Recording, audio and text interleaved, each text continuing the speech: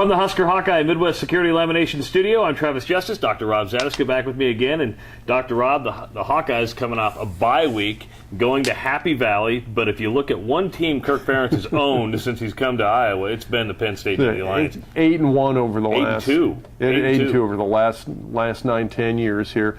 You know what? And this is not the Penn State team that Iowa legitimately shocked for a win or 2 years ago with the heroics of Adrian Claiborne. It's a different Penn State team. They're decidedly down, especially on offense. I still haven't figured out what Joe Pa's thinking with the two-quarterback system. I think he needs to just settle on McGloin, go with him, see what happens from there, and at least give that offense a little bit of continuity, and he hasn't done that yet. So Penn State's decidedly a lot weaker on offense.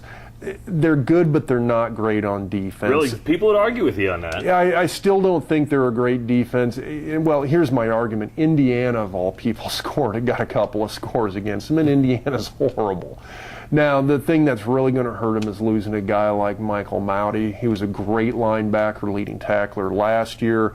I think that really hurts a team like Penn State, where, Penn State's always been linebacker you lose a guy like him. I think it puts a little bit of chink in the armor.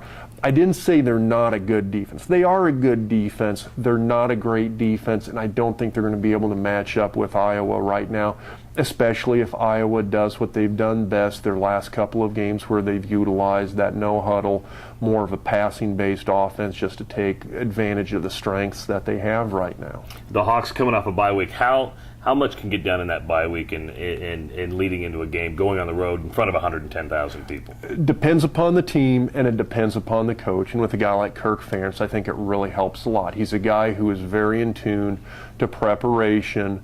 He's got that NFL background and NFL people. They're preparation kind of people. And I think you get a bye week, you spend that bye week doing a lot of very smart work, a lot of very smart preparation.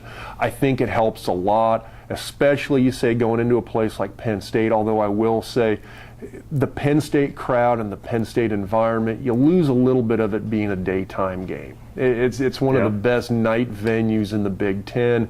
You move that game to the middle of the day, I think you'll lose a lot of that. And so I still think it's a big game. It's still going to be an intimidating crowd. It's not what it would have been if this game was at 7 o'clock at night. But it's Penn State throwing around the smack saying Iowa's a wrestling school. Okay, it is, and it's a little bit tongue-in-cheek. And the guy from Penn State who said that at the same time, he was an all-star wrestler in high school. So I think he was playing around, and I think Iowa understands that.